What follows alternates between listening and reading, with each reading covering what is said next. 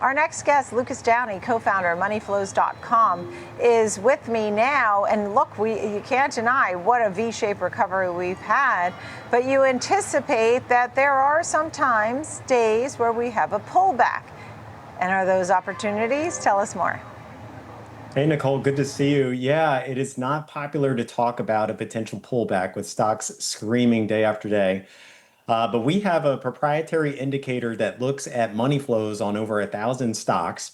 And right now it's been overbought, as you can imagine, for 25 days. And what we've noticed over time is whenever that line starts to fall from out of overbought, which we're not there yet, stocks tend to struggle. And it's nothing major, but over the next month, 2 months, stocks are basically down around 2%. And that's all indices. So the note today was to tell people to prepare for a low liquidity August. There tends to be volatility. And then obviously September is a seasonally weak period for markets.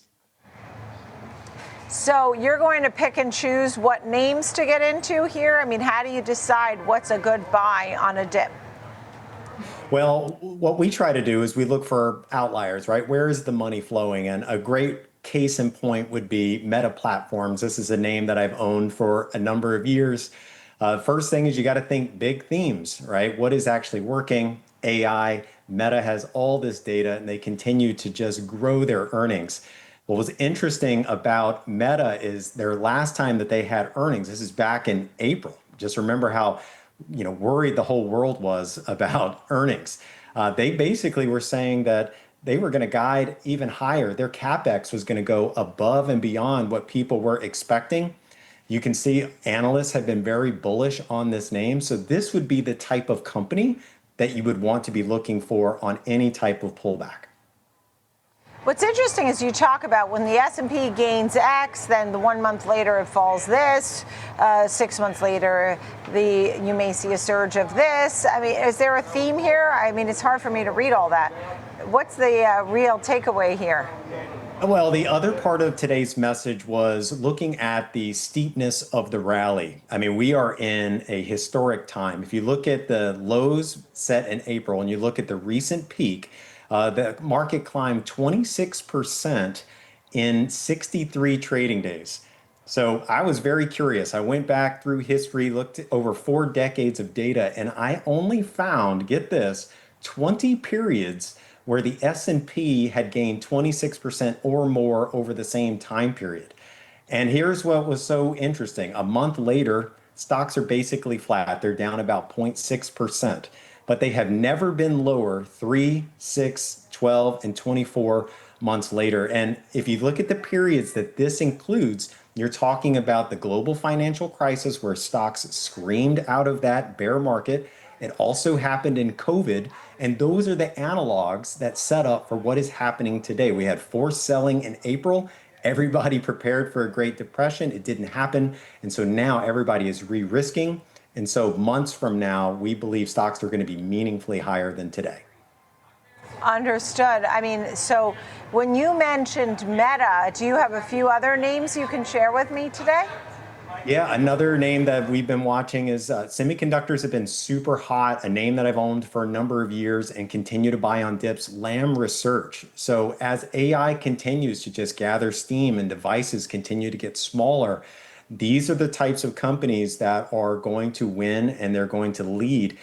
Just last quarter, back in April, they gave earnings. They set their expectations well above the street.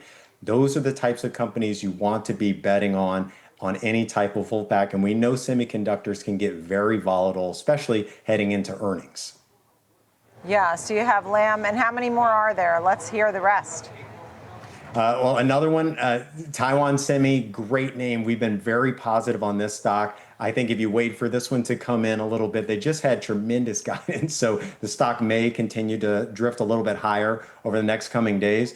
But again, think big themes, big AI stalwarts in the industry. You need to be thinking about companies that are not super expensive on a forward PE basis, but these are the types of names that we're going to be focused on, and that's where the money's flowing.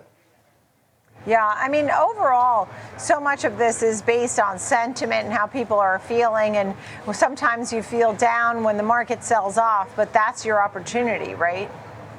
That is, I mean, people were worried about yesterday. There were rumors that, they were going to get rid of Powell and the stock market sold off and then it rallied back. So there's a lot of false starts as we're in the summer. You just got to be careful, focus on great stocks, buy on pullbacks, and that's how you're going to win. Yeah, understood. When you look at the different indices, the tech-heavy NASDAQ at a record again today, it sounds like you definitely lean towards some tech, right? Definitely lean towards tech. That's where the earnings continue to get raised. If you look at what analysts are expecting for some of these large companies like a Meta, like Lam, I mean, the earnings continue to the earnings bar just keeps going up, up, and up. And as long as analysts are bullish and they continue to raise their numbers, stock prices are most likely going to follow that. All right, Lucas Downey, great to see you, co-founder of moneyflows.com. Thanks for joining us on the show. It was a good conversation, Lucas. Thank you.